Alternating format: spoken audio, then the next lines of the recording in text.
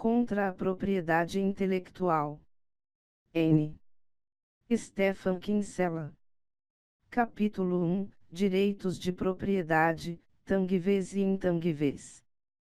Todos os libertários defendem direitos de propriedade, e concordam que direitos de propriedade incluem direitos sobre recursos tangíveis.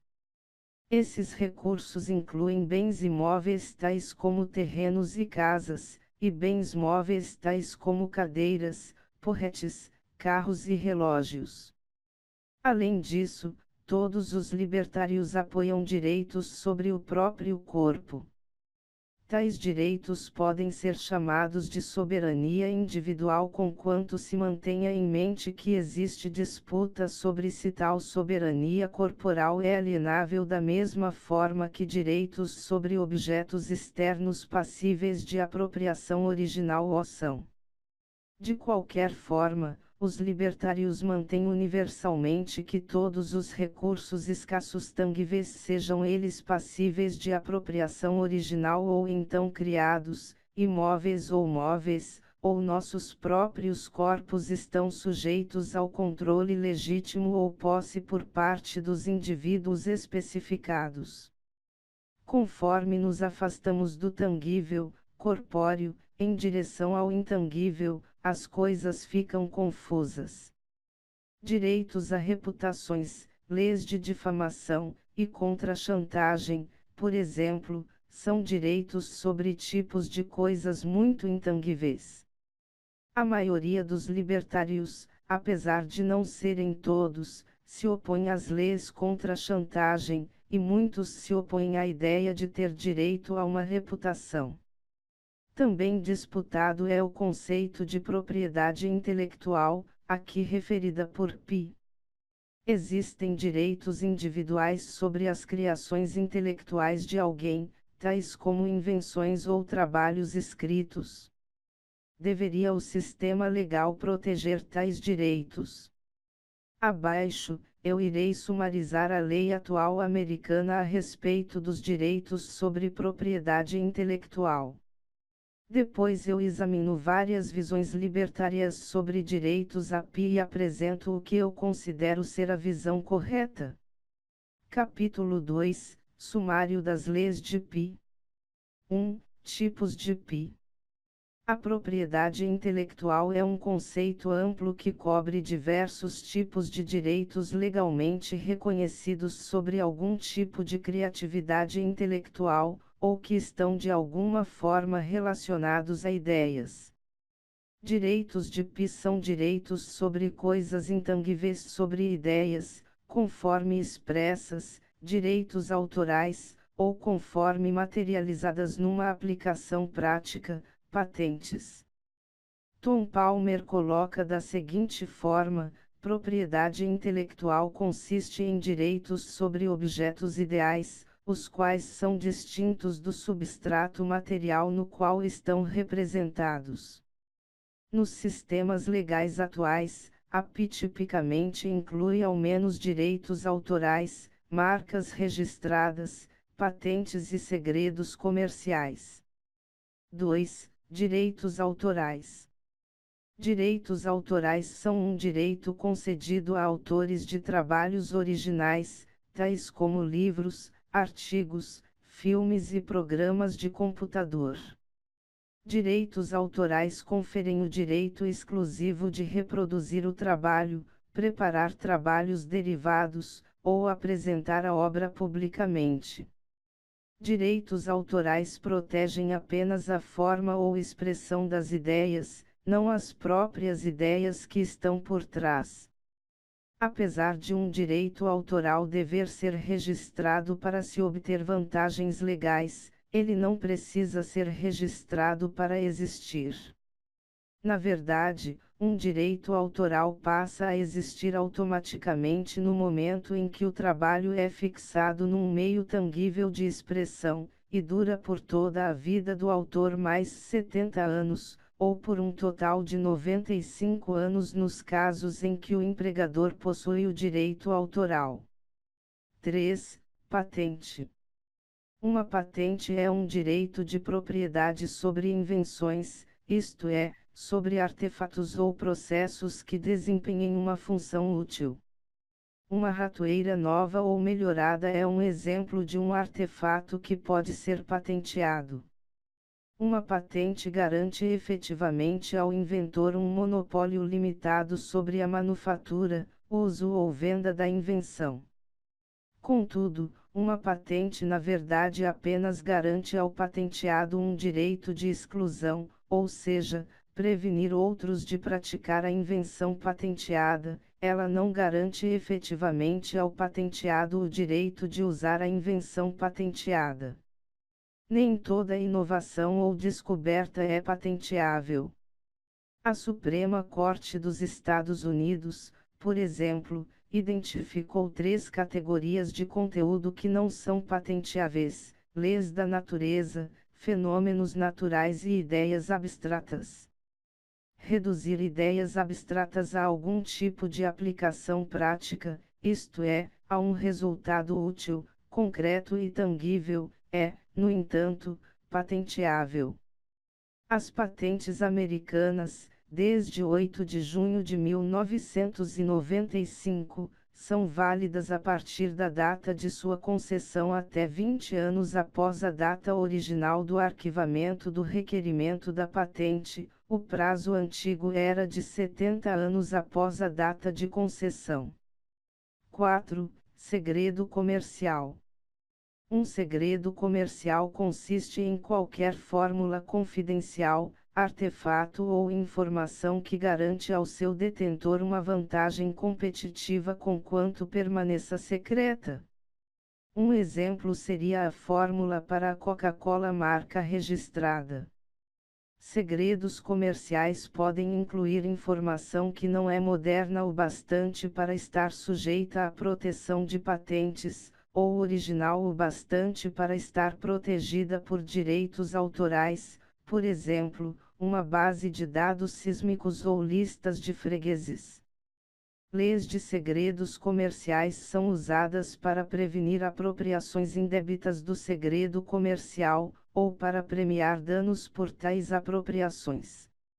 Segredos comerciais são protegidos por leis estaduais, apesar de leis federais recentes terem sido aprovadas para prevenir seu roubo.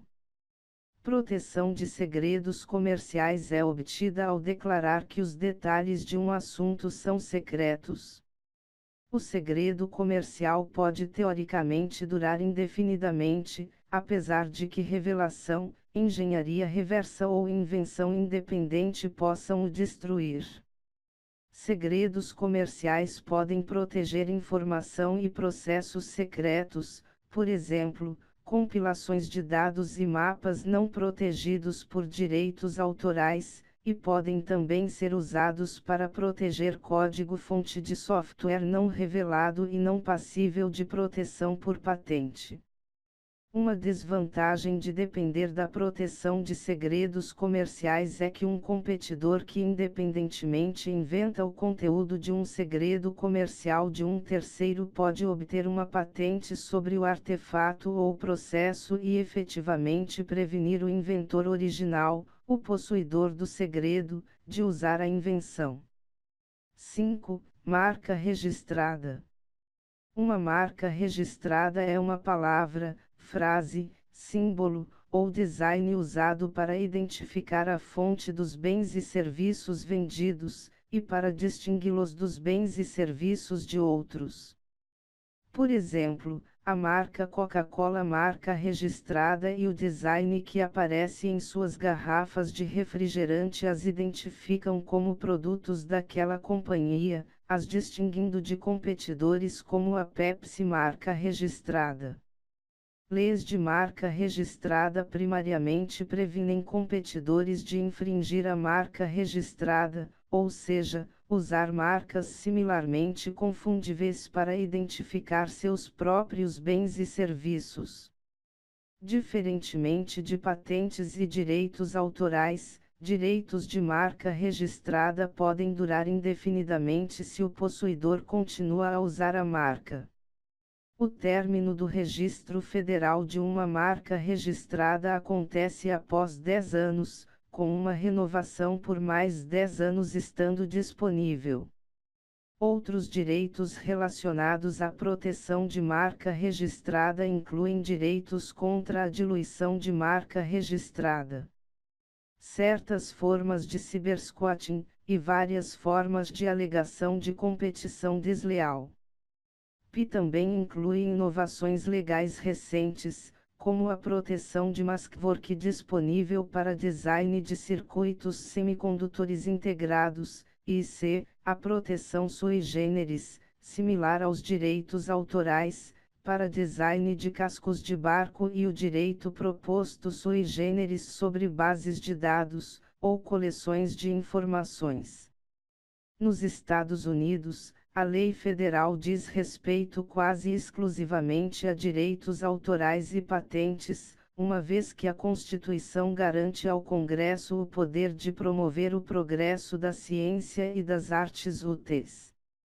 Apesar da fonte federal de patentes de direitos autorais, vários aspectos relacionados, tais como a posse de patentes, são baseados em lei estadual, a qual, no entanto, tende a ser razoavelmente uniforme entre os estados. Marcas registradas federais, ao contrário, não sendo explicitamente autorizadas na Constituição, estão baseadas na cláusula de comércio interestadual e assim apenas cobrem marcas para bens e serviços no comércio interestadual. Marcas registradas estaduais ainda existem uma vez que elas não foram completamente substituídas pela lei federal, porém marcas federais tendem a ser mais importantes comercialmente e mais poderosas. Segredos comerciais são geralmente protegidos por lei estadual, e não federal. Muitos leigos, incluindo libertários, possuem uma pobre compreensão de conceitos de PI e direito, e frequentemente confundem direitos autorais, marcas registradas e patentes. É ampla e incorretamente acreditado que no sistema americano o inventor que arquiva primeiro no escritório de patentes possui prioridade sobre aquele que o faz depois. Contudo, o sistema americano na atualidade é um que privilegia o primeiro a inventar, diferentemente de muitos outros países, que dão prioridade ao primeiro a arquivar. 6. Direitos sobre PI e sua relação com propriedade tangível. Como notado acima, direitos sobre PI, ao menos quanto a patentes e direitos autorais, podem ser considerados direitos sobre objetos ideais. É importante esclarecer que a propriedade sobre uma ideia, ou objeto ideal, efetivamente confere aos possuidores da PI um direito de propriedade sobre toda a materialização daquele trabalho ou invenção. Considere um livro protegido por direitos autorais. O possuidor do direito tem um direito sobre o objeto ideal implícito, do qual o livro é apenas um exemplo. O sistema de direitos autorais confere ao direito sobre o próprio padrão de palavras no livro, logo, por implicação, possui um direito sobre toda representação ou materialização do livro, isto é, um direito sobre toda versão física do livro, ou, ao menos, a todo livro sob a jurisdição do sistema legal que reconhece o direito autoral. Assim, se escreve um romance, ele possui um direito autoral sobre esse trabalho. Se ele vende uma cópia física do romance para B, na forma de livro, então B possui apenas aquela cópia física do romance, B não possui o romance em si, e não está habilitado a fazer uma cópia do romance, mesmo usando seu próprio papel e tinta. Assim, mesmo se B possuir a propriedade material do papel e da impressora, ele não pode usar sua própria propriedade para criar outra cópia do livro de A, apenas A tem o direito de copiar o livro, daí o termo em inglês copyright. Da mesma forma, a propriedade de uma patente por parte de A lhe confere o direito de prevenir um terceiro de usar ou praticar a invenção patenteada, mesmo se esse terceiro usar apenas sua própria propriedade. Dessa forma, a propriedade de direitos ideais por parte de A lhe dá algum grau de controle, posse, sobre a propriedade tangível de inúmeros outros. Patentes e direitos autorais invariavelmente transferem posse parcial de propriedade tangível de seu dono natural para inovadores, inventores e artistas. Capítulo 3 – Visões libertárias sobre Pi. 1. O espectro. As visões libertárias sobre Pi vão desde o completo apoio à mais completa escala de Pi imaginável até oposição imediata aos direitos de Pi.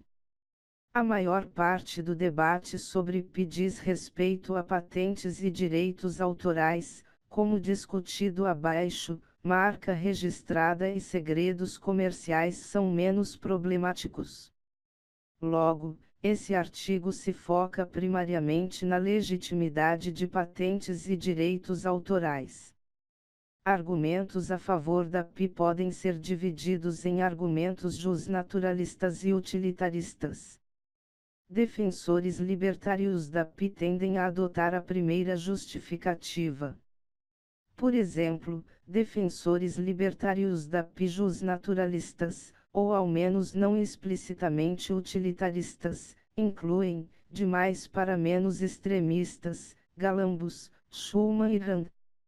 Dentre precursores dos modernos libertários, Spooner e Spencer ambos defendiam Pi em campos morais ou justnaturalistas. De acordo com a visão justnaturalista da Pi mantida por alguns libertários, criações da mente têm direito à proteção da mesma forma que propriedade tangível. Ambas são produto do trabalho e da mente de alguém. Pelo fato de alguém ser dono de seu trabalho, esse alguém possui um direito natural ao fruto de seu trabalho. Sob essa visão, assim como alguém tem direito a colher o que planta, possui direitos sobre as ideias que gera e sobre a arte que produz.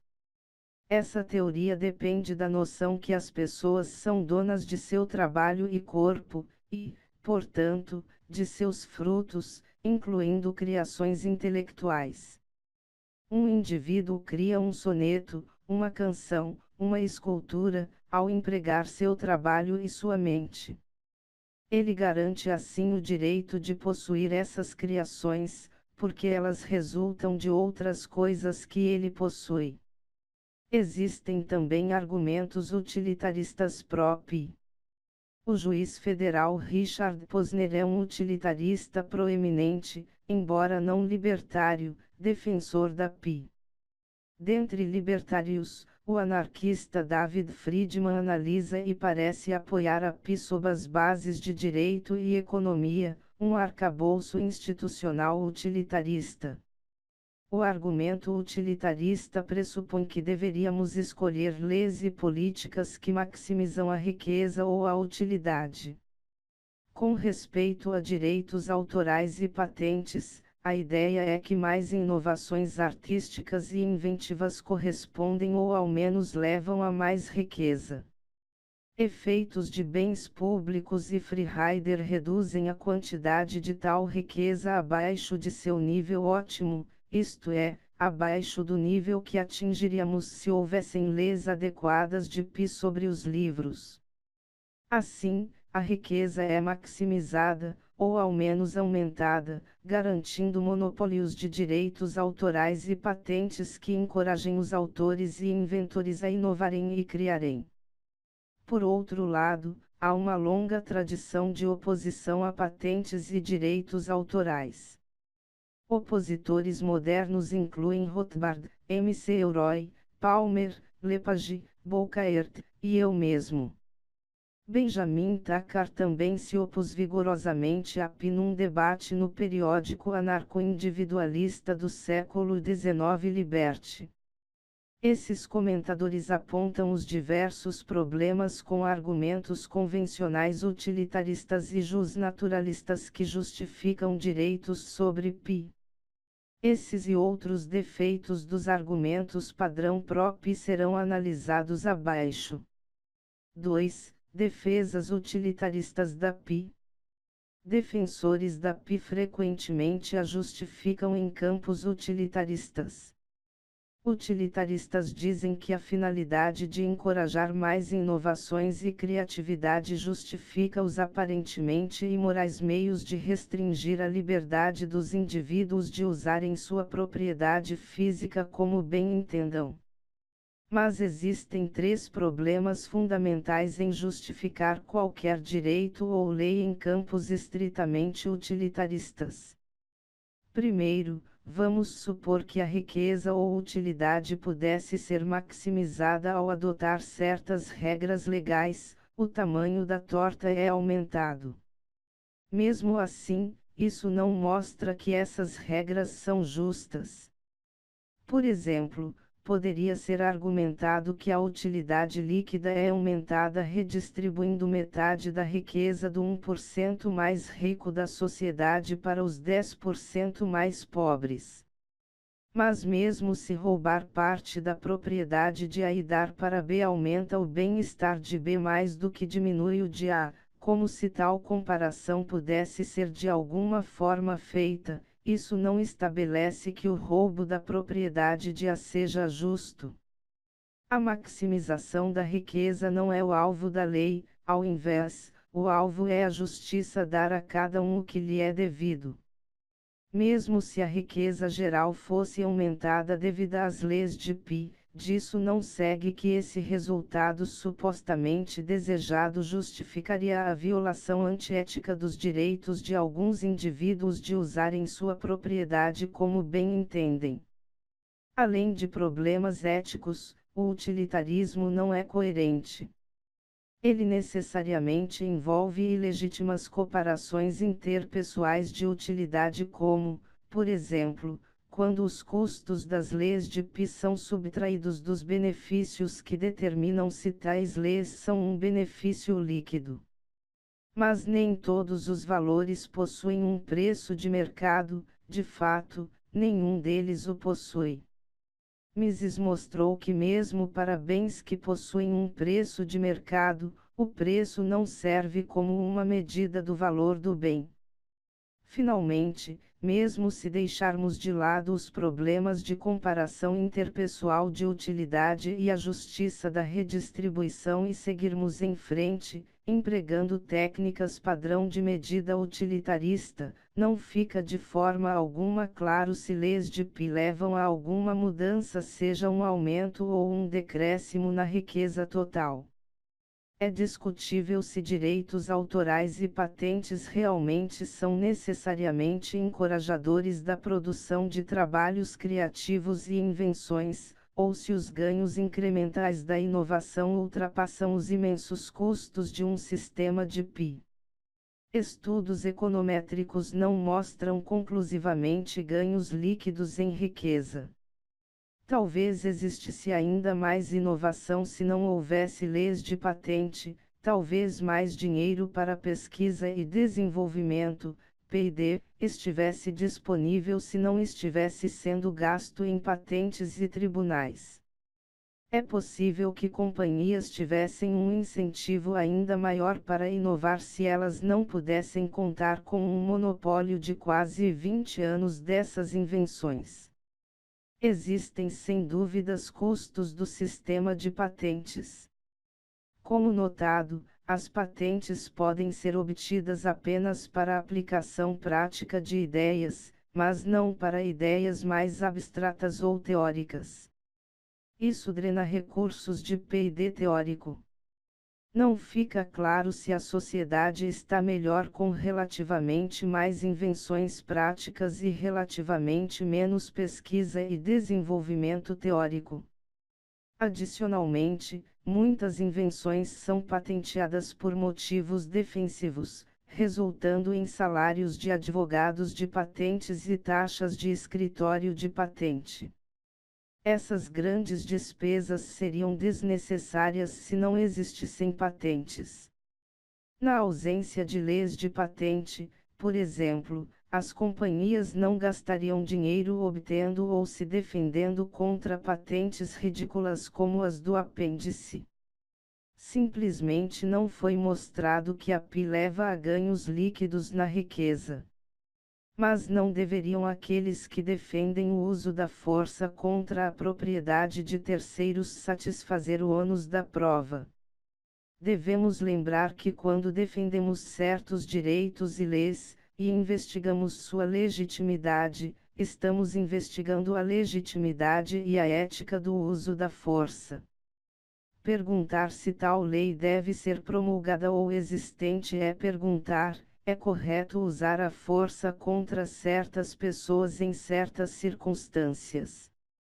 Não é de se espantar que essa questão não seja realmente solucionada em termos de maximização de riqueza.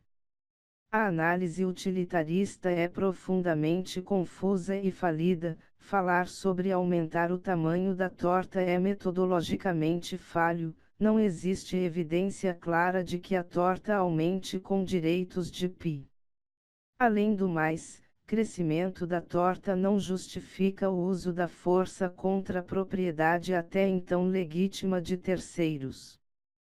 Por essas razões, defesas utilitaristas não são persuasivas. 3. Alguns problemas com direitos naturais.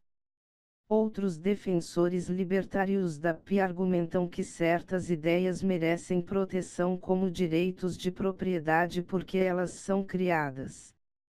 Rand apoiava patentes e direitos autorais como a aplicação legal da base de todos os direitos de propriedade, um direito das pessoas ao produto de sua mente.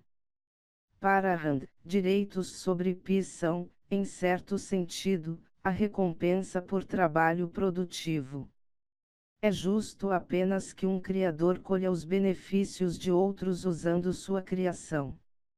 Por essa razão, em parte, ela se opõe a patentes perpétuas e direitos autorais porque herdeiros futuros, não nascidos, do criador original não são propriamente responsáveis pela criação do trabalho de seus ancestrais.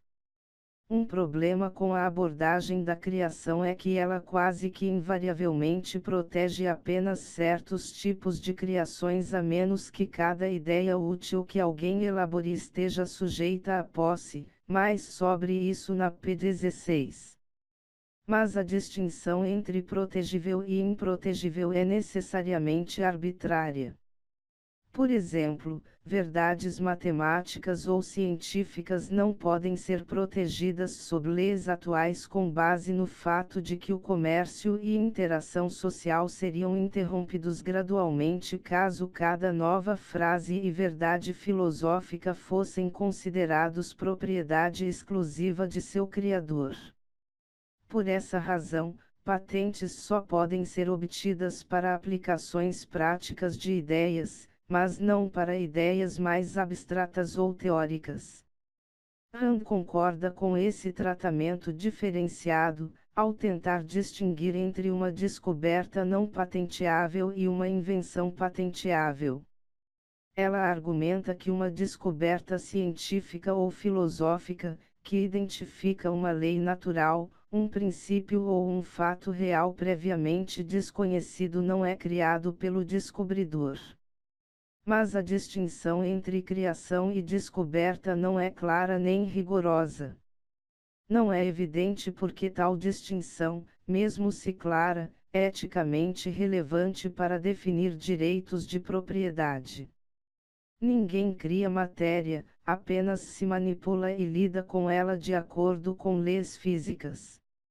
Nesse sentido, ninguém de fato cria algo. Meramente se rearranja matéria em novos arranjos e padrões. Um engenheiro que inventa uma nova ratoeira rearranjou partes existentes para prover uma função até então não desempenhada. Outros que aprendem esse novo arranjo podem agora fazer uma ratoeira melhor. Ainda assim, a ratoeira meramente segue as leis da natureza.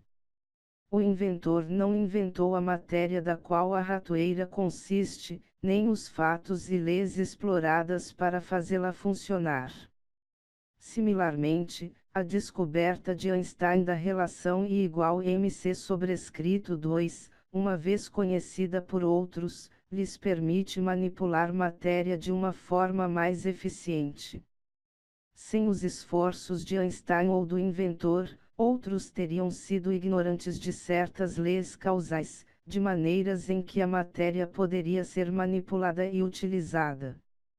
Tanto o inventor quanto o cientista teórico tomam parte em esforço mental criativo para produzir novas ideias, ideias úteis. Mas um é recompensado e outro não. Em um caso recente, o inventor de uma nova forma de calcular um número representando o caminho mais curto entre dois pontos, uma técnica extremamente útil, não foi agraciado com proteção de patentes porque se tratava meramente de um algoritmo matemático. Mas é arbitrário e injusto recompensar inventores mais práticos e provedores de entretenimento, tais como o engenheiro e o compositor, e deixar pesquisadores mais teóricos de ciência e matemática e filósofos sem recompensas. A distinção é inerentemente vaga, arbitrária e injusta.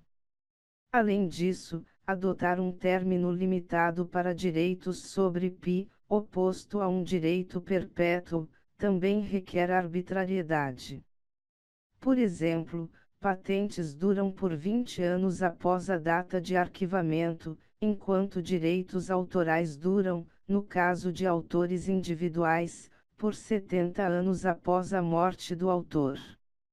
Ninguém pode manter seriamente que 90 anos para uma patente é muito pouco, e que 20 anos é muito, mais do que o preço atual para um galão de leite pode ser objetivamente classificado como muito baixo ou muito alto.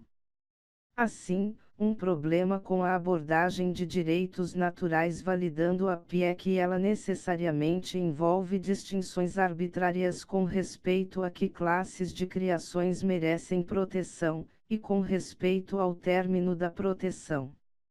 É claro, uma forma de evitar essa dificuldade é alegar que tudo é passível de proteção por PI, com término perpétuo, infinito. Spooner, por exemplo, defendeu direitos perpétuos para patentes e direitos autorais.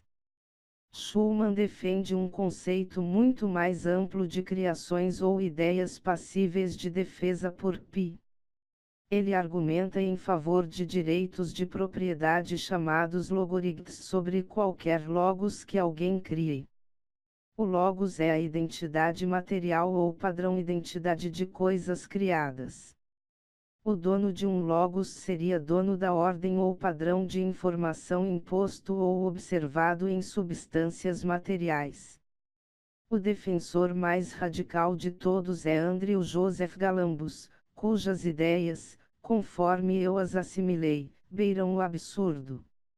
Galambos acreditava que o homem possui direitos de propriedade sobre sua própria vida, propriedade primordial, e sobre todos os derivativos não procriados de sua vida.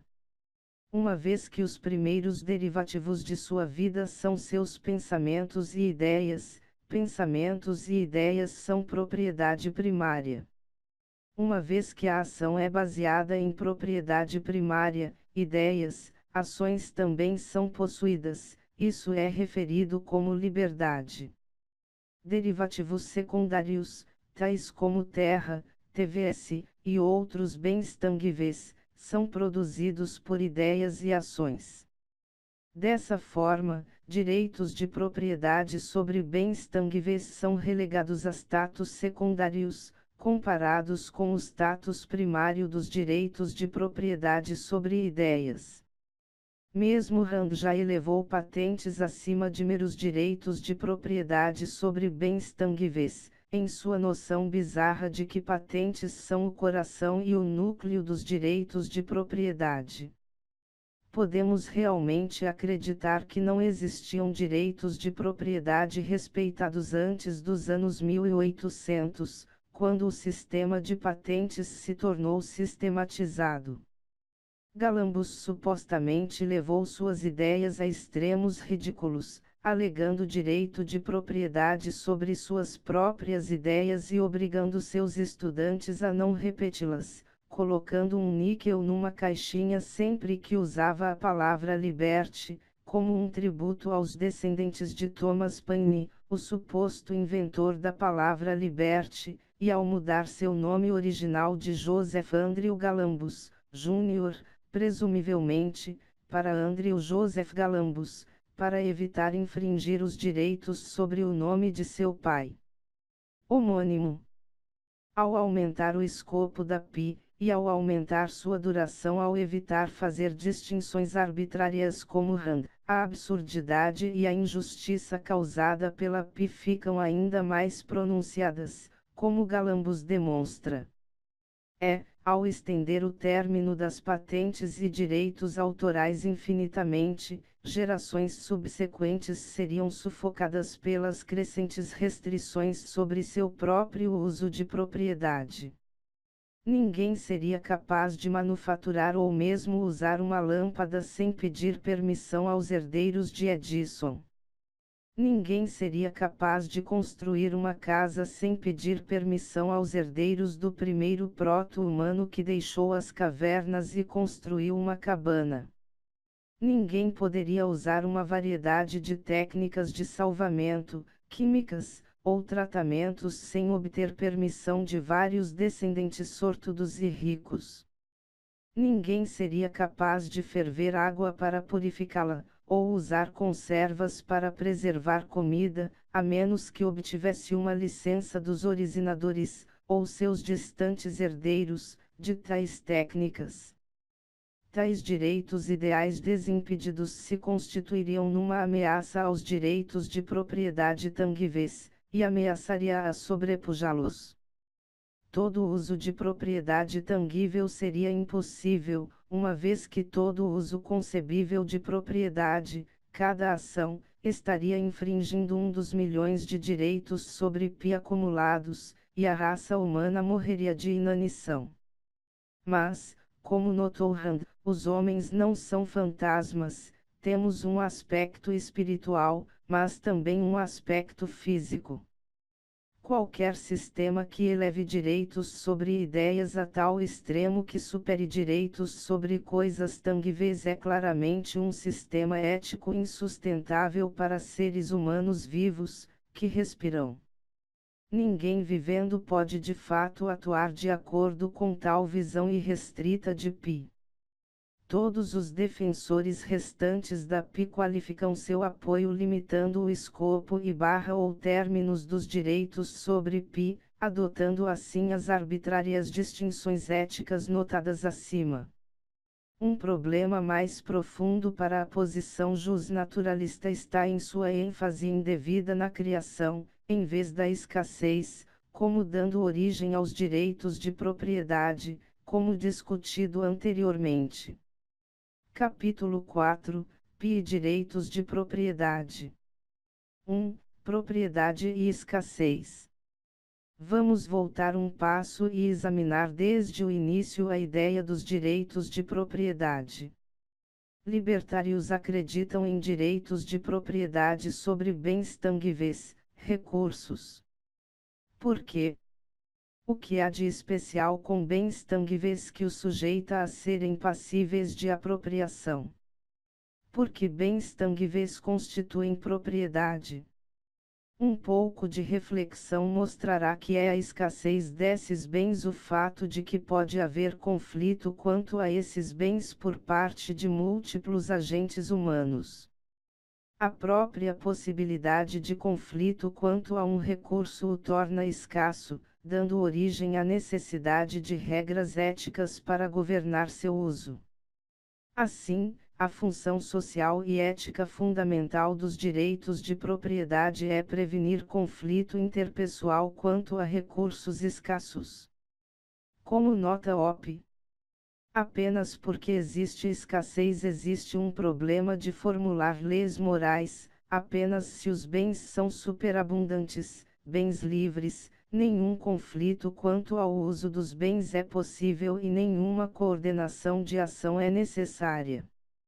Consequentemente, disso segue que qualquer ética, corretamente concebida, deve ser formulada como uma teoria da propriedade, ou seja, uma teoria da atribuição de direitos de controle exclusivo sobre meios escassos.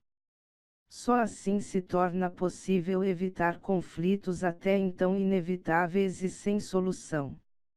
A natureza contém, então, coisas que são economicamente escassas. Meu uso de alguma coisa conflita com, exclui, seu uso dela, e vice-versa. A função dos direitos de propriedade é prevenir conflito interpessoal quanto a recursos escassos, ao alocar posse exclusiva de recursos a indivíduos específicos, donos. Ao cumprir essa função, direitos de propriedade devem ser visíveis e justos. Claramente, para que os indivíduos evitem usar propriedade possuída por outros, limites e direitos de propriedade devem ser objetivos, intersubjetivamente definíveis e eles devem ser visíveis. Por essa razão, direitos de propriedade devem ser objetivos e não ambíguos. Em outras palavras, boas cercas criam bons vizinhos. Direitos de propriedade devem ser demonstravelmente justos, bem como visíveis, porque eles não podem cumprir sua função de prevenir conflitos a menos que sejam aceitos como justos por aqueles afetados pelas regras.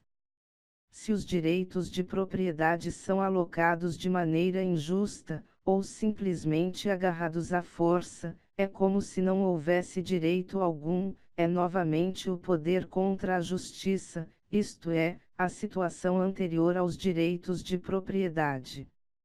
Mas como os libertários reconhecem, seguindo Locke, é apenas o primeiro ocupante ou usuário de tal propriedade que pode ser seu dono natural. Apenas a regra do primeiro ocupante garante uma alocação ética e não arbitrária de propriedade sobre recursos escassos. Quando direitos de propriedade sobre meios escassos são alocados de acordo com a regra do primeiro ocupante, fronteiras de propriedade são visíveis, e a alocação é demonstravelmente justa. Conflito pode ser evitado com tais direitos de propriedade porque terceiros podem vê-los, e assim evitar as fronteiras, e serem motivados para fazê-lo porque a alocação é justa e clara. Mas com certeza é claro que, dada a origem, a justificativa e a função dos direitos de propriedade, que eles são aplicáveis apenas a bens escassos. Caso estivéssemos num jardim do Éden onde a terra e outros bens fossem infinitamente abundantes, não haveria escassez, e, portanto, nenhuma necessidade de direitos de propriedade, conceitos de propriedade não fariam sentido. A ideia de conflito, e a ideia de direitos, sequer surgiriam. Por exemplo, o fato de você pegar meu cortador de grama não acabaria me privando de um se eu pudesse encantar outro com um piscar de olhos. Pegar o cortador nessas circunstâncias não seria roubo. Direitos de propriedade não são aplicáveis a coisas de abundância infinita, porque não há como haver conflito quanto a elas. Assim, direitos de propriedade devem possuir fronteiras objetivas, discerníveis, e devem ser alocadas de acordo com a regra do primeiro ocupante. Além disso, direitos de propriedade são aplicáveis apenas a recursos escassos. O problema com direitos sobre Pi é que os objetos ideais protegidos pelos direitos sobre Pi não são escassos, e, além disso, tais direitos de propriedade não são, e nem podem ser, alocados de acordo com a regra do primeiro ocupante, como será visto abaixo. 2. Escassez e ideias. Assim como o cortador de grama magicamente reproduzível, ideias não são escassas. Se eu inventar uma técnica para colher algodão, o fato de você colher algodão dessa forma não tira essa técnica de mim. Eu ainda possuo minha técnica, assim como meu algodão. Seu uso não exclui o meu, podemos ambos usar minha técnica para colher algodão. Não há escassez econômica, e nenhuma possibilidade de conflito quanto ao uso de um recurso escasso. Assim, não há necessidade de exclusividade. Similarmente, se você copiar um livro que eu escrevi, eu ainda possuo o livro original, tangível, e eu ainda tenho o padrão de palavras que constitui o livro. Assim, trabalhos assinados não são escassos no mesmo sentido que uma faixa de terra ou um carro o são. Se você pegar meu carro, eu não o tenho mais. Mas se você pegar um padrão de livro e usá-lo para fazer seu próprio livro físico, eu ainda possuo minha própria cópia. O mesmo é válido para invenções e, de fato, qualquer padrão ou informação que alguém gere ou possua. Como Thomas Jefferson, ele mesmo um inventor, bem como o primeiro examinador de patentes dos Estados Unidos escreveu: aquele que recebe uma ideia de mim recebe instrução sem diminuir a minha, da mesma forma aquele que acende sua vela perto de mim, recebe luz sem me escurecer. Como o uso da ideia de outros não os priva da mesma, nenhum conflito quanto ao uso é possível, ideias, então, não são candidatas a possuírem direitos de propriedade. Mesmo Rand reconheceu que propriedade intelectual não pode ser consumida. Ideias não são naturalmente escassas. Entretanto, ao reconhecer um direito sobre um objeto ideal, se cria escassez onde não existia antes. Como explica Arnold Plan, é uma peculiaridade dos direitos de propriedade sobre patentes e direitos autorais, que eles não apareçam da escassez dos objetos que são apropriados. Eles não são uma consequência da escassez. Eles são a criação deliberada de leis estatuárias, e, ao passo que em geral a instituição da propriedade privada colabora com a preservação dos bens escassos, tendendo a aproveitar ao máximo deles, direitos de propriedade sobre patentes e direitos autorais tornam possível a criação de uma escassez dos produtos apropriados que caso contrário não poderia ser mantida. Bourdieu também argumenta que é a escassez natural o que dá origem à necessidade de regras de propriedade, e que leis de Pi criam uma escassez artificial, injusta. Como ele nota, escassez natural é o que se segue da relação entre o homem e a natureza. A escassez é natural quando é possível concebê-la perante qualquer arranjo humano contratual, institucional. Escassez artificial, por outro lado, é o resultado de tais arranjos. Escassez artificial dificilmente pode servir como uma justificativa para o arcabouço legal que causa tal escassez. Tal argumento seria completamente circular. Pelo contrário, a escassez artificial em si precisa de uma justificativa. Assim, Bourdieu mantém que apenas entidades naturalmente escassas sobre as quais controle físico é possível são candidatas à proteção por direitos de propriedade reais. Para objetos ideais, a única proteção possível é aquela atingível através dos direitos pessoais, isto é, contrato, mais sobre isso na seção Pi como contrato. Apenas recursos escassos, tangíveis, são objetos passíveis de conflito interpessoal, então é apenas a eles que as regras de propriedade são aplicáveis. Assim, patentes e direitos autorais são monopólios injustificáveis garantidos por legislação governamental. Não é de surpreender que, como nota Palmer, privilégios monopolísticos e censura estão baseados na raiz histórica de patentes e direitos autorais. É esse privilégio monopolístico que cria uma escassez artificial onde não havia antes. Vamos relembrar que direitos sobre IP conferem aos criadores de padrões direitos parciais de controle, posse, sobre a propriedade tangível de todos os outros. O criador do padrão possui controle parcial da propriedade de terceiros, graças ao seu direito sobre IP, porque ele pode proibi-los de executar certas ações com sua própria propriedade. O autor X, por exemplo, pode proibir um terceiro, Y, de estampar certo padrão de palavras nas próprias páginas vazias de Y com a própria tinta de Y, ou seja, ao meramente se responsabilizar por uma expressão original de ideias, ao meramente pensar e gravar um padrão original de informação, ao encontrar uma nova forma de usar sua própria propriedade, receita, o criador de IP instantaneamente, magicamente, se torna um dono parcial da propriedade de terceiros. Ele tem alguma voz sobre como terceiros podem dispor de sua propriedade. Direitos de IP mudam o status quo ao redistribuir propriedade de indivíduos de uma classe, donos de propriedade tangível, para indivíduos de outra classe, autores e inventores.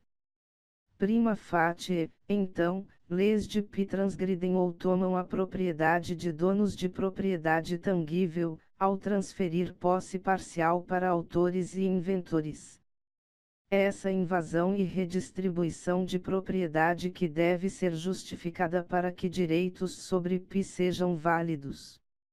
Vemos, então, que defesas utilitaristas não são capazes de fornecer tal justificativa.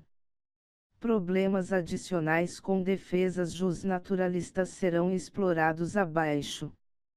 3. Criações versus escassez. Algumas inconsistências e problemas com teorias justnaturalistas de IP foram apontados acima. Nessa seção são discutidos problemas adicionais com 3 argumentos, sob a luz da discussão precedente quanto à significância da escassez.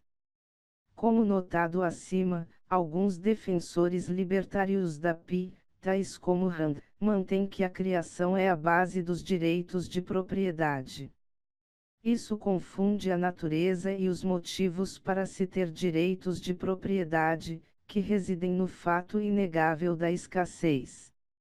Dada a existência de escassez e a correspondente possibilidade de conflito quanto ao uso de recursos, conflitos são evitados e paz e cooperação são atingidas ao alocar direitos de propriedade a tais recursos. E o propósito dos direitos de propriedade dita a natureza de tais regras. Se as regras alocando direitos de propriedade devem servir como regras objetivas, com as quais todos podem concordar para evitar conflito, elas não podem ser enviesadas ou arbitrárias. Por essa razão, recursos previamente sem dono passam a ser possuídos apropriados pelo primeiro possuidor. A regra geral, então, é que a posse de um dado recurso escasso pode ser identificada determinando quem primeiro o ocupou. Há várias formas de possuir ou ocupar recursos, e maneiras diferentes de demonstrar ou provar tal ocupação, dependendo da natureza do recurso e do uso que é designado. Assim, eu posso colher uma maçã do inexplorado e por consequência me apropriar dela, ou cercar uma faixa de terra e criar uma fazenda. Às vezes se diz que uma forma de ocupação é formar ou criar a coisa.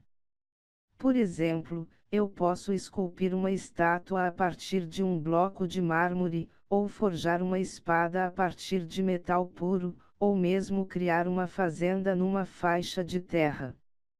Podemos ver através desses exemplos que a criação é relevante para a questão da posse de um recurso escasso criado, tal como uma estátua, espada ou fazenda, apenas quando o ato de criação é um ato de ocupação, ou caso contrário seja uma evidência de primeira ocupação. Contudo, criação em si não justifica posse sobre coisas, não é nem necessária nem suficiente. Não se pode criar um recurso possivelmente escasso sem primeiro usar as matérias-primas necessárias para criar o item. Mas essas matérias-primas são escassas, e ou eu as possuo ou não. Caso não as possua, então eu não possuo o produto resultante. Se eu possuo os insumos, então, graças a tal posse, eu possuo a coisa resultante que eu transformei. Considere o forjamento de uma espada. Se eu possuo algum metal puro, porque eu o extraí do chão que eu possuía, então eu possuo o próprio metal após tê-lo transformado numa espada. Eu não preciso contar com o fato da criação para possuir a espada, mas apenas com minha posse dos fatores usados para fazer a espada. E eu não preciso de criação para possuir os fatores, uma vez que eu posso os apropriar simplesmente extraindo-os do solo e consequentemente me tornando o primeiro possuidor. Por outro lado, se eu confeccionar uma espada usando seu metal, eu não possuo a espada resultante. De fato, eu posso lhe dever danos por transgressão ou conversão. A criação, então, não é nem necessária nem suficiente para estabelecer posse. O foco na criação tira a atenção do papel crucial da primeira ocupação como uma regra da propriedade que foca na escassez. A primeira ocupação, e não a criação ou trabalho, é condição necessária e suficiente para a apropriação de recursos escassos previamente sem dono. Uma razão para a ênfase indevida dada à criação como fonte dos direitos de propriedade pode ser o foco de alguns no fato de o trabalho ser um meio de apropriar recursos previamente sem dono. Isso é manifesto no argumento de que se apropria propriedade sem dono misturando trabalho porque as pessoas são donas de seu trabalho. Entretanto, como Palmer corretamente mostra, a ocupação, e não o trabalho, é a forma através da qual coisas externas se tornam propriedade. 74 Ao se focar na primeira ocupação, ao invés do trabalho, como a chave para a apropriação, não há necessidade de colocar a criação como a fonte dos direitos de propriedade, como objetivistas e outros o fazem. Na verdade, direitos de propriedade devem ser reconhecidos para pioneiros, ou seus herdeiros contratuais, para evitar o problema onipresente de conflito quanto a recursos escassos. Além do mais, não há necessidade de defender a estranha visão de que alguém é dono de seu trabalho para possuir as coisas que ocupa primeiro. O trabalho é um tipo de ação, e ações não são passíveis de ser apropriadas, pelo contrário, é a forma através da qual algumas coisas tangíveis, por exemplo, corpos, agem no mundo. O problema com defesas justnaturalistas da PI, então, está no argumento de que pelo fato de que um autor-inventor cria alguma coisa, ele dessa forma merece possuí-la. O argumento pede uma réplica ao supor que o objeto ideal é passível de apropriação em primeira instância, uma vez que isso é garantido, parece natural que o criador dessa propriedade seja seu dono justo e natural. Contudo, objetos ideais não são passíveis de apropriação. Na abordagem libertária, quando há um recurso escasso, apropriável, identificamos seu dono ao determinar quem é seu primeiro ocupante. No caso de bens criados, isto é, esculturas, fazendas, etc., pode às vezes ser suposto que o criador também é o primeiro ocupante pelo fato de que a coleta de matérias-primas e o próprio ato da criação, impor um padrão sobre a matéria, confeccionando um artefato, ou coisa do gênero. Mas não é a criação per si que dá origem à posse, como dito acima. Por motivos similares, a ideia lockeana de misturar trabalho com um recurso escasso é relevante apenas quando indica que o usuário possuía a propriedade deve ser possuída para ser trabalhada. Não é porque o trabalho deve ser recompensado, nem porque possuímos trabalho e logo possuímos seus frutos. Em outras palavras, criação e mistura de trabalho indicam que alguém ocupou e, consequentemente, se apropriou de recursos escassos previamente sem dono. Ao focarem na criação e trabalho ao invés da primeira ocupação de recursos escassos como a pedra mestra dos direitos de propriedade, defensores da PI são levados a colocar ênfase indevida na importância de recompensar o trabalho do criador, assim como a falha teoria do valor-trabalho de Adam Smith levou às visões comunistas ainda mais falhas de Marx sobre exploração. Como dito acima, para Rand, direitos sobre PI são, em certo sentido, a recompensa por trabalho produtivo. Rand e outros defensores justnaturalistas da PI parecem adotar um raciocínio misto de justnaturalismo e utilitarismo ao manterem que a pessoa que investe tempo e esforço deve ser recompensada ou se beneficiar com esse esforço. Por exemplo, Rand se opunha a patentes e direitos autorais perpétuos porque descendentes distantes não criaram o trabalho de seus ancestrais e não merecem recompensa. Além disso, numa estranha mistura de pensamento justnaturalista e utilitarista, a abordagem justnaturalista da PI implica que algo é propriedade se ela pode ter valor. Mas, como Opp decididamente mostrou, não se pode ter um direito de propriedade sobre o valor da propriedade de alguém, mas apenas sobre sua integridade física. Além do mais, muitas coisas arbitrariamente definidas podem adquirir valor econômico se o governo conceder um monopólio sobre seu uso, ainda que naturalmente as mesmas não sejam recursos escassos. Por exemplo, o poder de monopólio do Serviço Postal dos Estados Unidos de entregar cartas de primeira classe. Assim, pelo fato de que ideias não são recursos escassos num sentido de que conflito físico quanto ao seu uso possa ser possível, elas não estão sujeitas aos direitos de propriedade designados para evitar tais conflitos. 4. Dois tipos de apropriação original. O que, afinal, está realmente errado em reconhecer novos direitos de propriedade?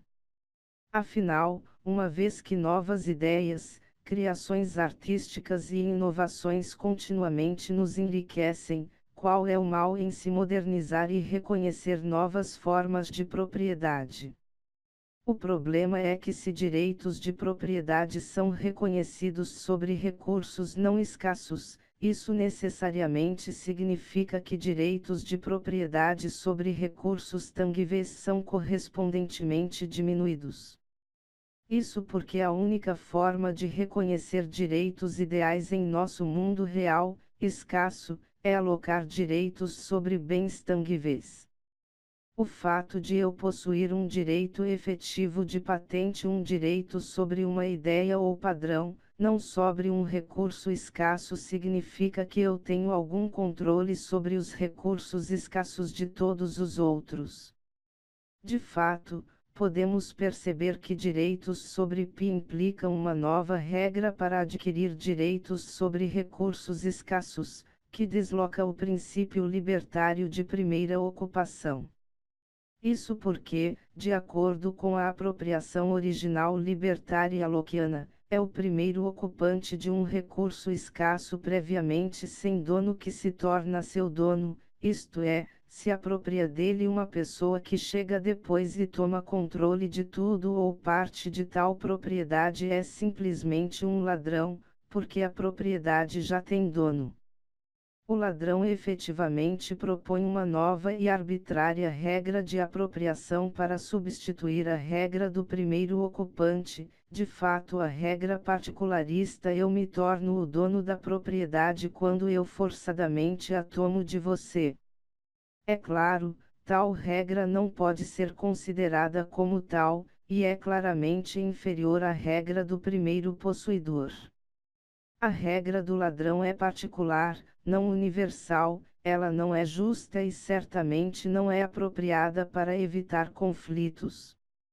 Defensores da PI devem também propor uma nova regra de apropriação para suplementar, talvez substituir, a regra de apropriação do primeiro possuidor.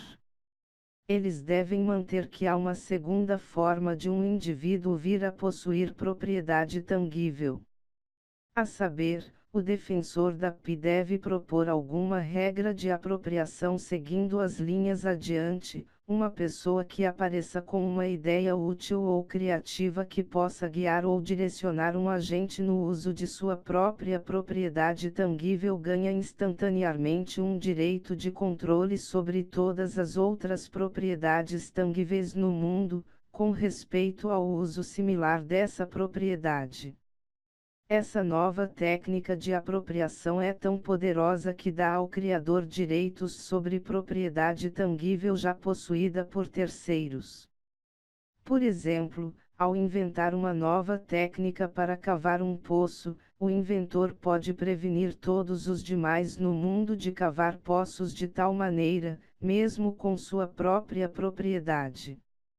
Para usar outro exemplo, imagine o tempo em que os homens viviam em cavernas.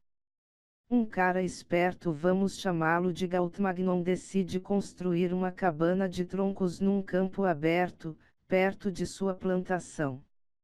Com certeza é uma boa ideia, e outros perceberam. Eles naturalmente imitam Gautmagnon, e começam a construir suas próprias cabanas. Mas o primeiro homem a inventar uma casa, de acordo com os defensores da PI, teria o direito de impedir outros de construírem casas em sua própria terra, com seus próprios troncos, ou cobrar uma taxa caso eles decidam construir casas. É claro que o inovador nesses exemplos se torna um dono parcial da propriedade tangível, por exemplo, terra e troncos, de outros, não devido à primeira ocupação e uso daquela propriedade, uma vez que ela já está possuída, mas devido ao fato de ter aparecido com uma ideia. Claramente essa regra é um insulto à regra do primeiro usuário ocupante, arbitrariamente e sem bases, deslocando a própria regra de apropriação que está na base de todos os direitos de propriedade. Não há, de fato, razão alguma para que a mera inovação dê ao inovador posse parcial de propriedade já possuída por outros. Só porque uma regra pode ser proposta não significa que é funcional ou justa. Há muitas regras arbitrárias que podem ser imaginadas através das quais direitos de propriedade podem ser alocados. Por exemplo, um racista poderia propor que qualquer pessoa branca pode se apropriar de qualquer propriedade já apropriada por uma pessoa negra. Ou, o terceiro ocupante de um recurso escasso se torna seu dono. Ou, Estado pode se apropriar de todos os bens de capital, mesmo se já adquiridos antes por indivíduos. Ou, por decreto legislativo, o Estado pode se apropriar, na forma de impostos, de parte da propriedade já possuída por indivíduos privados. Todas essas regras arbitrárias de apropriação, incluindo a regra da PI, na qual inovadores se apropriam de controle parcial sobre recursos tangíveis de todos os outros, são injustificáveis. Todas elas conflitam com a única regra de apropriação justificável, a primeira ocupação. Nenhuma delas estabelece regras objetivas, justas, que evitem conflito interpessoal quanto a recursos escassos. Discussões de proteger direitos sobre ideias, criações, ou coisas de valor apenas servem para obscurecer o fato de que o defensor da PI se opõe ao direito não adulterado de se apropriar e possuir propriedade privada. Capítulo 5 – PI com contrato. 1. Os limites do contrato. A lei, então, deveria proteger direitos individuais sobre o próprio corpo e recursos escassos legitimamente adquiridos, propriedade. Não existe um direito natural a objetos ideais, às inovações ou criações intelectuais, mas apenas a recursos escassos. Muitos oponentes de direitos sobre PI tipicamente apoiam apenas arranjos contratuais para proteger ideias e inovações, contratos privados entre donos de propriedade. 80. Suponha, por exemplo, que a escreve um livro e venda cópias físicas dele para numerosos compradores B1, B2. BN com uma condição contratual de que cada comprador B seja obrigado a não vender ou fazer uma cópia do texto.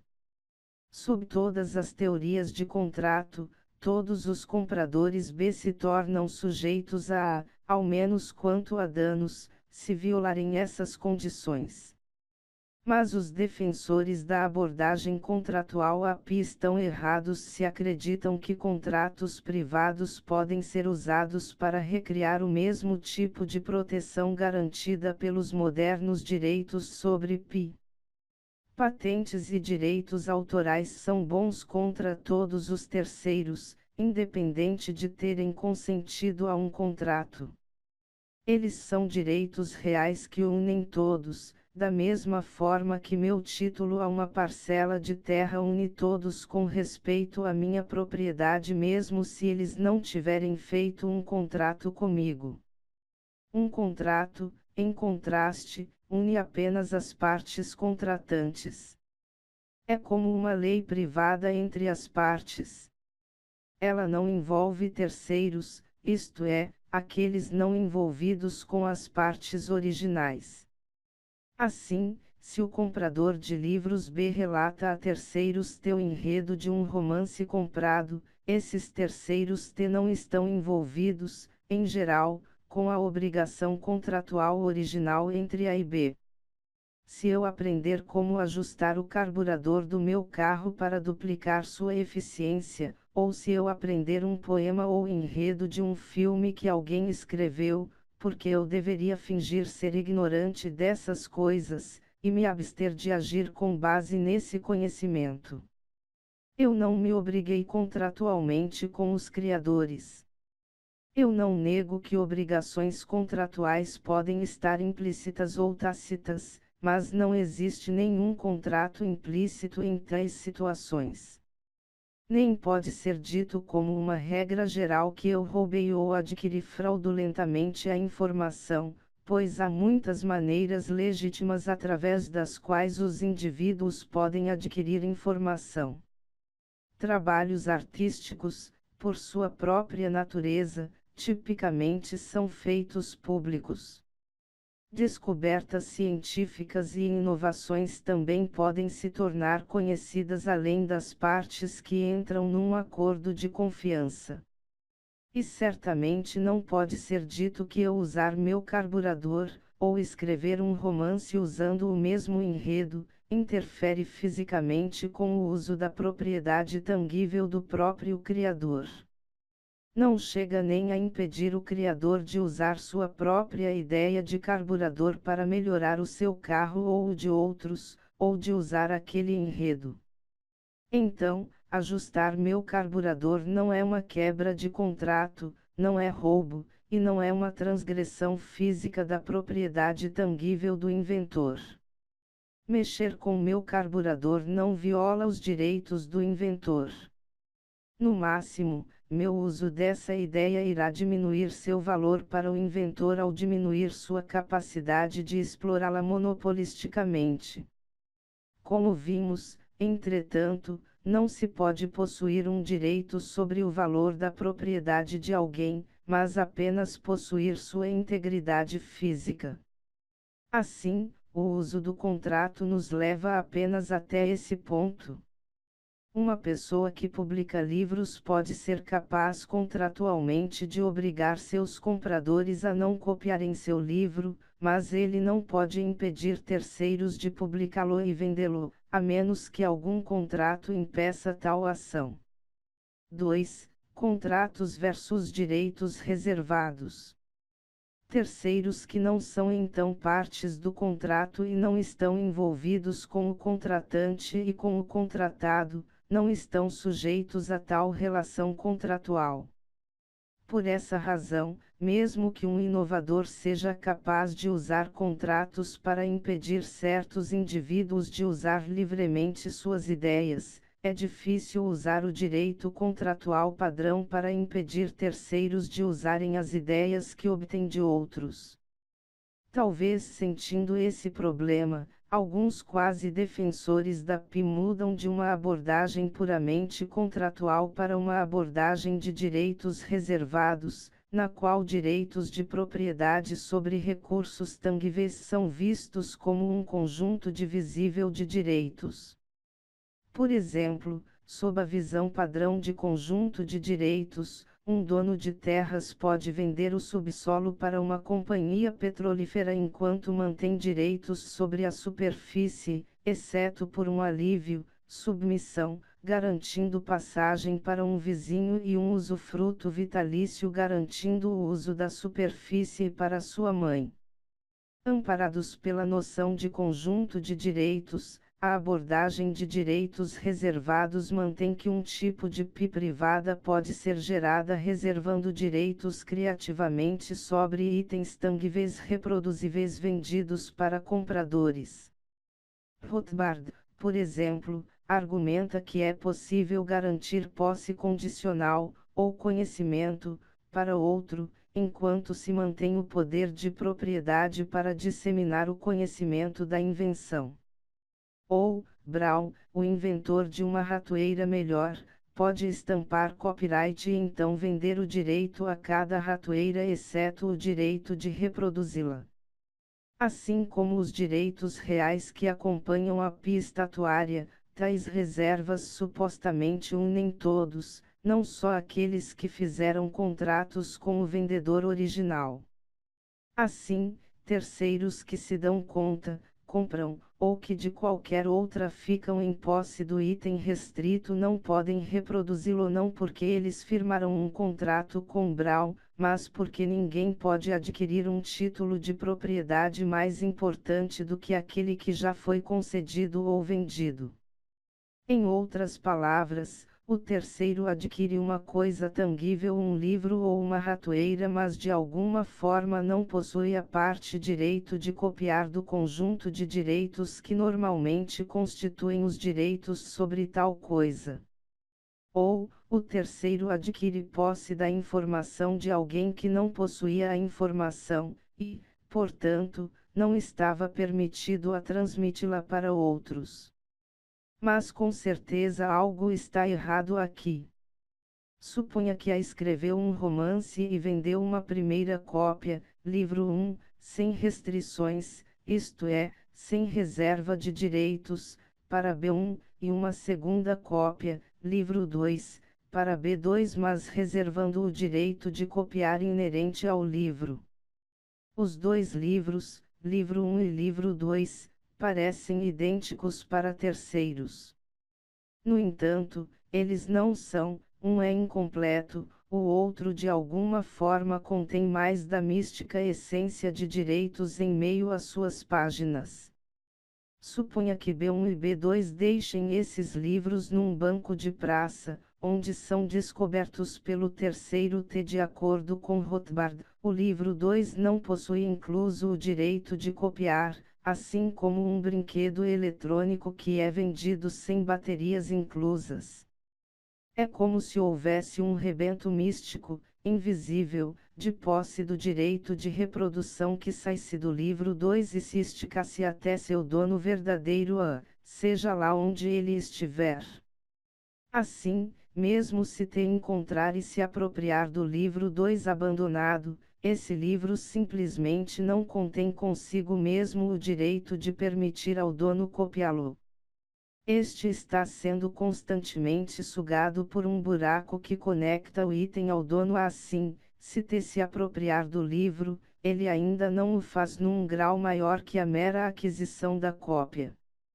Te apenas se apropria de um livro sem uma permissão para copiar embutida, e, portanto, não possui o direito de copiar o livro 2. O mesmo é válido para terceiros subsequentes que venham a possuir o livro. Tal visão é sustentável. Podemos conceber direitos de propriedade funcionando dessa forma. Mesmo se pudéssemos, eles atingiriam o resultado desejado aqui: prevenir terceiros de usar as ideias protegidas. É difícil sustentar que direitos podem ser reservados dessa maneira. Uma função dos direitos de propriedade, afinal, é impedir conflito e noticiar terceiros quanto aos limites de propriedade.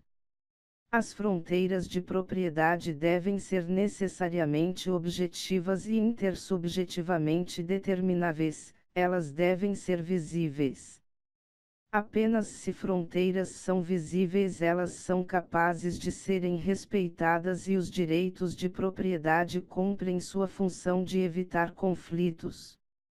Apenas se essas fronteiras são visíveis e objetivamente justas, justificáveis em discurso, elas podem ser esperadas como sendo adotadas e seguidas.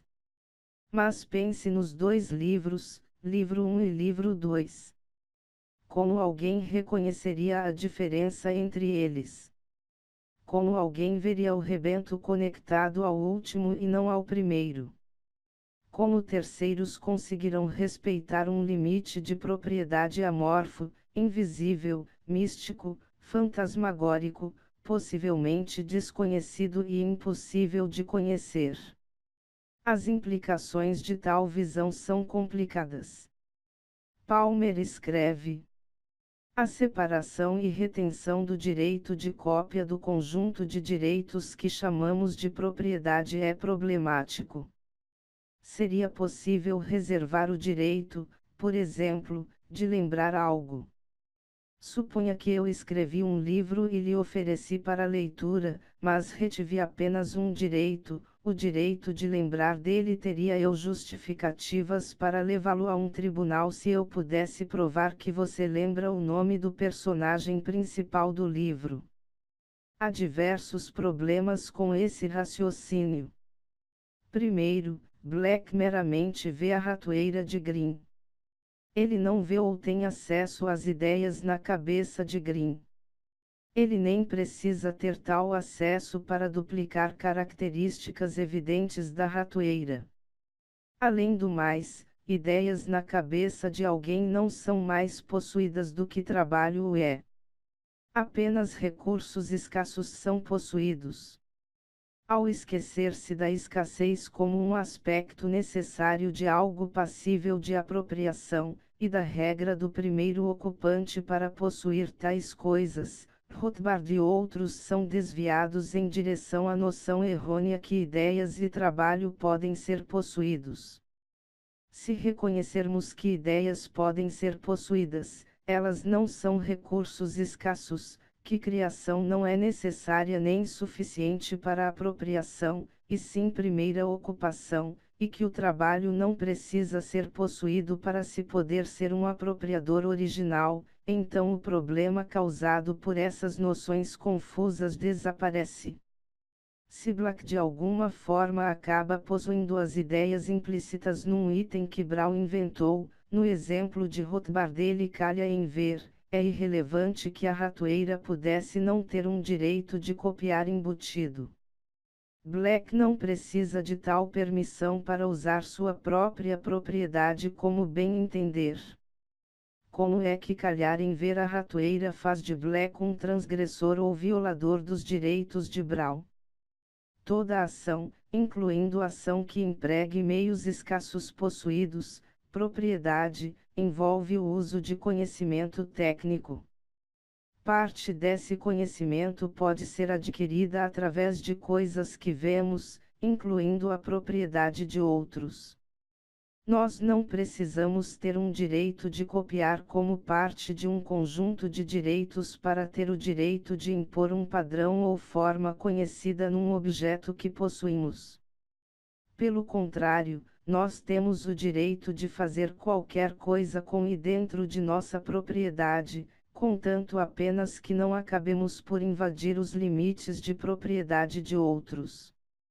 Não devemos perder de vista esse ponto libertário crucial.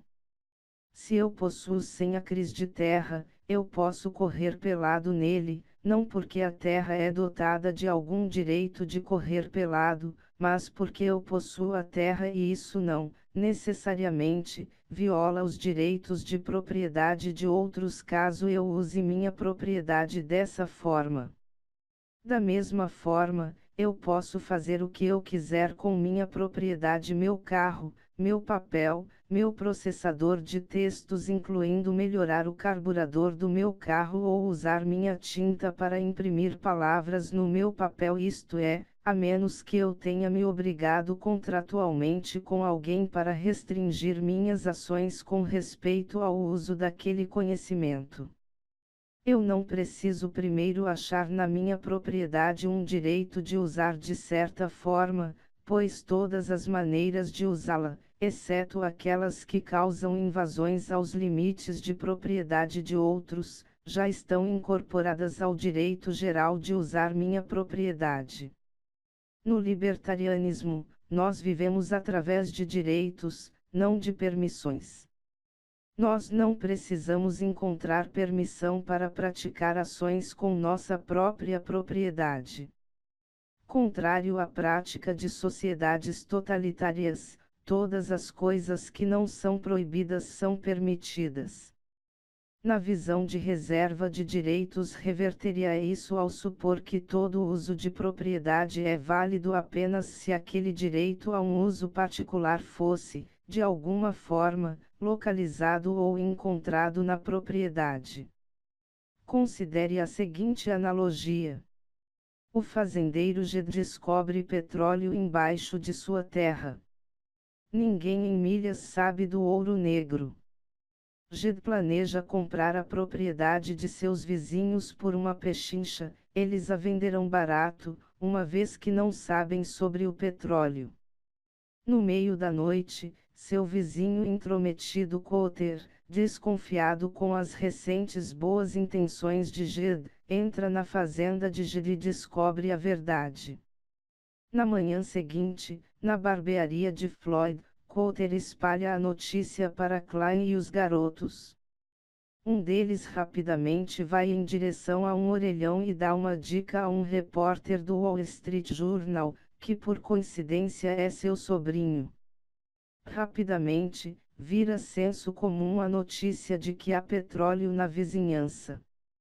Os vizinhos agora pedem preços exorbitantes por sua terra, frustrando assim os planos de Jed. Vamos dizer que Cotter pode ser processado por transgressão e danos consequentes. A questão é, podem os vizinhos de Jed ser impedidos de agirem de acordo com seu conhecimento? Ou seja, eles podem ser forçados de alguma forma a fingir que não sabem sobre o petróleo, e vender para Jed pelo preço que eles teriam vendido caso estivessem na ignorância. Claro que eles não podem ser forçados. Eles possuem sua própria terra, e têm direito a usá-la como bem entenderem. Diferente da propriedade intangível, a informação não é passível de apropriação, não é propriedade. O possuidor de um relógio roubado deve devolvê-lo, mas enquanto aquele que adquire conhecimento não o faz ilicitamente ou quebrando contratos, ele é livre para agir levando-o em conta. Note, no entanto, que de acordo com a visão dos direitos reservados, os vizinhos não seriam permitidos agirem com base no seu conhecimento porque eles o obtiveram em última instância de Cotter, um transgressor que não possuía título àquele conhecimento. Assim, eles não poderiam ter obtido um título superior àquele que o próprio Coulter tinha. Note também que outros, tais como geólogos pesquisadores mapeando poços de petróleo, não poderiam incluir essa informação em seus mapas. Eles devem fingir ignorância até terem permissão de GED. Essa ignorância imposta é correlata à escassez artificial imposta pela PI. Claramente, não há justificativas para a visão na qual, de alguma forma, direitos reservados podem proibir terceiros de usarem o conhecimento que adquirem. É simplesmente ilegítimo restringir o uso que um proprietário pode praticar a menos que esse proprietário tenha se obrigado contratualmente ou então adquiriu informação através de uma violação dos direitos do dono da informação. Falar em reservar o direito de copiar é meramente uma forma de evitar a noção contratual de que apenas partes de um contrato estão ligadas por ele. Logo, como uma regra geral, compradores podem estar obrigados através de contratos com os vendedores a não copiarem ou mesmo não revenderem a coisa. Contudo, assim que terceiros se dão conta das ideias por trás da invenção ou trabalho literário, seu uso daquele conhecimento não viola em geral nenhum direito reconhecível de propriedade do vendedor. Dada essa visão de escassez, propriedade e contrato, examinaremos a legitimidade das formas comuns de PI. 3. Patentes e direitos autorais.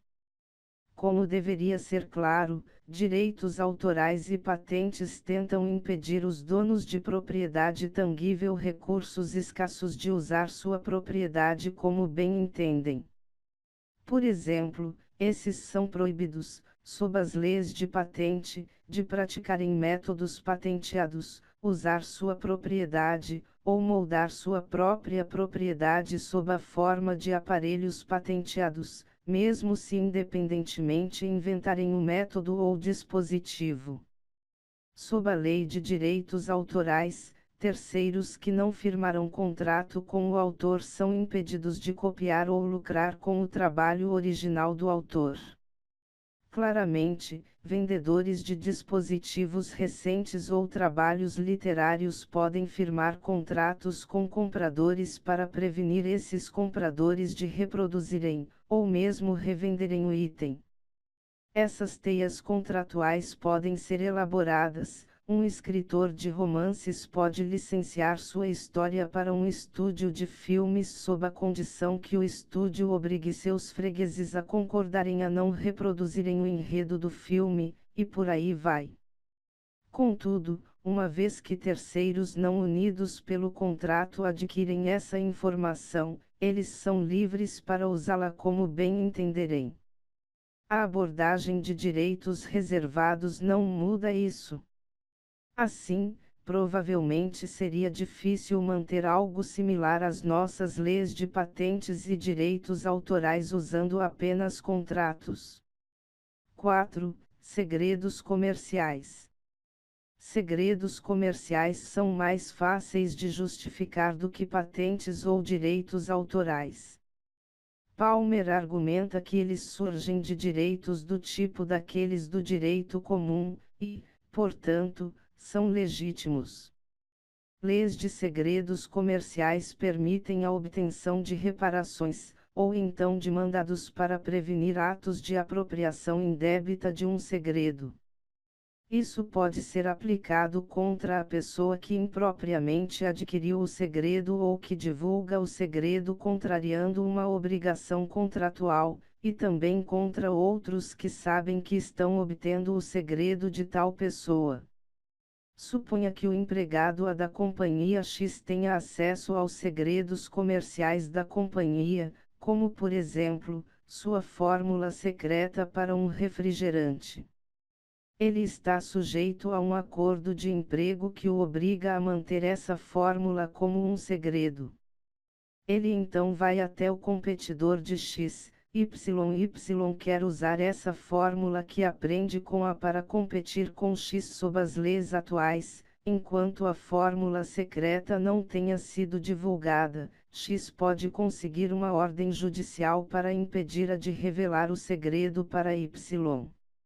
Se A já revelou o segredo para Y, X também pode conseguir um mandato para impedir Y de usar ou publicar a fórmula. Claramente, o mandato e as reparações contra A são apropriadas porque A está violando seu contrato com X. Mais questionável é o mandato contra Y, porque Y não tinha contrato com X no contexto em que tais situações usualmente aparecem. Entretanto, onde o competidor Y quer o segredo e sabe que o empregado desertor está quebrando o contrato, poderia ser dito que competidor Y está agindo em conluio ou como cúmplice do empregado em violar os direitos contratuais do detentor do segredo X. Isso porque na verdade não quebrou seu acordo de manutenção do segredo até que ele o revele para Y.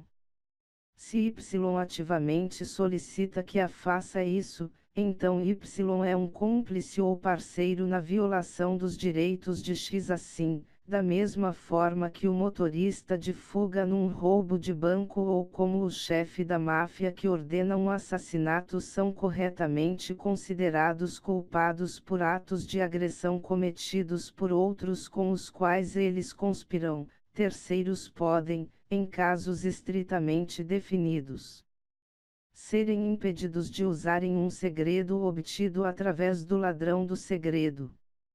5. Marcas registradas.